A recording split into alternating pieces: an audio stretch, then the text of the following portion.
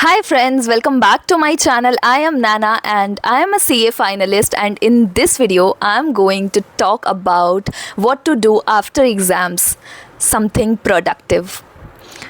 तो कैसे हो फाउंडेशन और इंटर एग्ज़ाम देने के बाद? एग्ज़ाम्स ख़त्म हो गए यार, अब तो break low.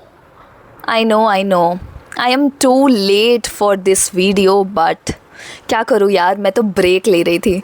So let's get into the video guys. First of all, जैसा कि मैंने कहा, ब्रेक लेना चाहिए. In this video I am going to share 10 things, जिसमें से पहला थिंग ऑब्वियस है, ब्रेक ही होगा. आप रियलाइज़ करो, आप एक एग्ज़ाम के लिए पूरा फोकस से पढ़ाई कर रहे थे एंड इट इज़ योर,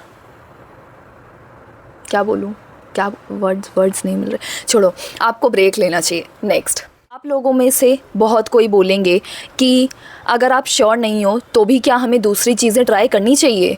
तो ये मेरा पर्सनल ओपिनियन है गाइज़. अगर आप 60 से 70% भी अगर श्योर हो ना कि you will be going to pass, then please try different thing, try new things. Personally this is my opinion. I live my life like this way.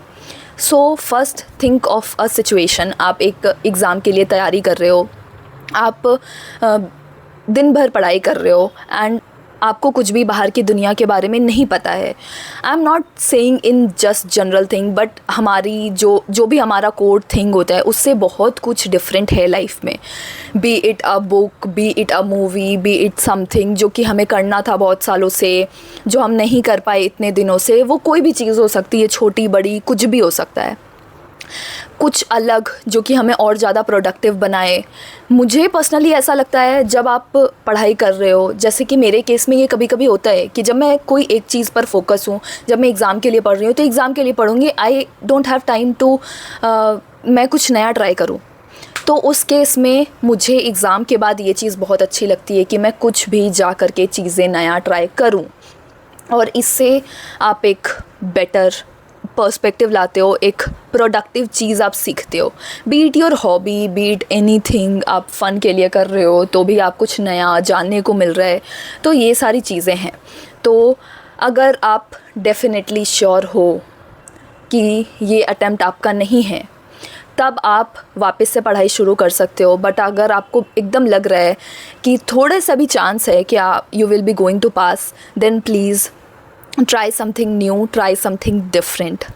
Now let's come to the third point, doing your hobby. सच में guys, बड़े होते होते हम अपनी hobbies, अपने पसंद की चीज़ों को कहीं पीछे छोड़ आते हैं. एंड आप मानो या ना मानो, ये सबके साथ होता है. Then please give time to yourself. Everything will work. I assure you, everything will work. Just give time to you. अपनी पसंदीदा चीज़ों को टाइम दो. लाइक इन माई केस, मुझे आर्ट करना बहुत पसंद है. सो आई रिमेंबर, मैंने बहुत आर्ट वर्क्स बनाए थे अपने एग्ज़ाम्स के बाद. Let's come to fourth point. अगर आप किसी कॉलेज में हो देन तो अच्छा है, आप आराम से किसी भी सोसाइटी में कोई भी इवेंट में पार्ट ले सकते हो. अपने टाइम को यूटिलाइज़ करो कोई नए जगह पर, नए लोगों से सोशलाइज़ करने पर. If you are an introvert then तो बहुत ज़्यादा ही फ़ायदा होने वाला है. आपको नए लोग मिलेंगे, आपको लाइफ एक नए पर्सपेक्टिव से देखने मिलेंगे. एंड कॉलेज की society is one of the best thing for doing this. In my case, I also joined a society in my second year after my CA inter exams. So yes, now I am in a society. Now talking about fifth point, that is ICI events. Guys, as you know, ICASA and east में आईकासा है, वैसे ही south north हर division बटा हुआ है ICI का, और ये लोग टाइम टाइम पर इवेंट्स करवाते रहते हैं. तो अगर आप आईटीओसी के लिए जा रहे हो तो आईसीआई के ऑफिस में ही होता है वो सारा चीज़, और इवेंट की तैयारी भी वहीं होती है. तो अगर आपको थोड़ा सा भी लग रहा है कि अगल बगल वैसी चीज़ें हो रही है, तो please be the part of it. ICI बहुत सारे इवेंट्स करवाता है गाइज़. अभी आईकासा का भी बहुत सारे इवेंट्स होने वाला है. तो I get to know from my friends जो भी आईटीओसी जा रहे हैं, वो लोग कोई ना कोई वीडियोज़ में, रील्स में दिख ही जा रहे हैं आईकासा के इवेंट को प्रमोट करते हुए. तो ये एक अच्छी बात है अगर आप वहाँ पर जा रहे हो. मेरे टाइम में कोई इवेंट नहीं चल रहा था, शायद मुझे पता ही नहीं चला. वरना मुझे अभी भी लग रहा है कि मैं अभी जा कर के लूँ, but in future I will try these things also. अगर आपको मौका मिले तो प्लीज़ आप मत छोड़ो। Let's come to the 6th point and I want to remind you guys, अगर आप इंटर के स्टूडेंट हो, इंटर का एग्ज़ाम दे करके आए हो, then only this video is relevant for you. Foundation वाले भी सुन सकते हैं, उनके लिए भी कुछ पॉइंट्स हेल्पफुल हो सकते हैं। सो 6th पॉइंट है कि make your LinkedIn profile. I know आप में से बहुत किसी का होगा, ये मुझे बताने की ज़रूरत नहीं है, पर I want to remind you, जिसका नहीं है प्लीज़ जा कर के बनाओ। क्या कर रहे हो गाइज़, आपने सीए इंटर क्लियर कर लिया है, यहाँ पर लोगों के फाउंडेशन में भी होते हैं, तो जो फाउंडेशन वाले भी सुन रहे हैं वो लोग भी बना लो। इंस्टा आईडी से ज़्यादा ज़रूरी लिंक्डइन प्रोफाइल है। Next comes build your CV. अगर आप इंटर के एग्ज़ाम दे करके बैठे हो, then please please please start building your CV. मेरी जैसी गलती मत करना। मैं रफ़ आइडिया तो ले करके बैठी थी, मतलब एक रफ़ सीवी मैं बना करके बैठी थी, ओसी मेरा चल रहा था, एंड ओसी का 5 सितंबर को जो फैकल्टी आए थे, मैंने उनके सामने ये रियलाइज़ किया कि उनका कहना है कि सीवी आपकी रेडी होनी चाहिए रिज़ल्ट के पहले। गाइज़ प्लीज़ मेक श्योर आप पास हो, आपका रिज़ल्ट कैसा भी हो उससे कोई मैटर नहीं करता है। सीवी बाद में काम आ जाएगी, एडिट हो जाएगी, पर अगर आप पास होते हो तो आपको सीवी पहले से प्रिपेयर करके रखना चाहिए। It will help you a lot. तो उस दिन मुझे मेरी मिस्टेक रियलाइज़ हुई कि यार मुझे सीवी पहले से बना करके रखना चाहिए। दिस इज़ अबाउट एक रेसिंग, कोई आपको बताएगा नहीं, बस दिस इज़ अ थिंग जो कि आपको कंपटीशन में आगे रखेगा। येस गाइज़, आर्टिकलशिप ढूंढना एक कंपटीशन है।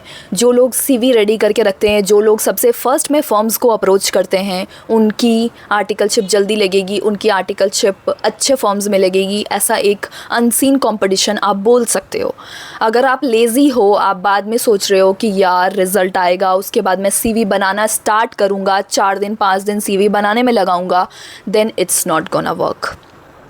तो अभी टाइम है, पहले से बना करके रखो। और अगर आप चाहते हो कि मैं बिल्ड योर सीवी पर एक वीडियो बनाऊँ तो प्लीज़ ड्रॉप अ कमेंट। मैं कंफ्यूज हूँ बनाऊँ कि नहीं बनाऊँ, बट मैंने जिस सिंप्लिसिटी के साथ अपना सीवी तैयार किया, मैं सोच रही हूँ एक वीडियो शेयर करने का with you all guys. What do you think?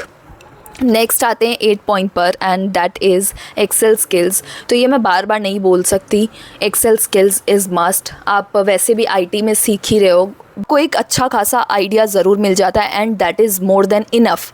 But again I will say कि वो प्रैक्टिस बहुत ज़रूरी है। तो अगर आप कोई ऐसा खुद से प्रैक्टिस कर रहे हो या एक्सेल की कोई और स्किल्स की क्लासेस ले रहे हो तो बहुत ज़्यादा अच्छा है। मतलब आपको मोटा मोटी बात यह है कि आपको एक्सेल स्किल्स बिल्ड करनी है, और वो सिर्फ़ और सिर्फ आईटी ओसी करने से नहीं होगा।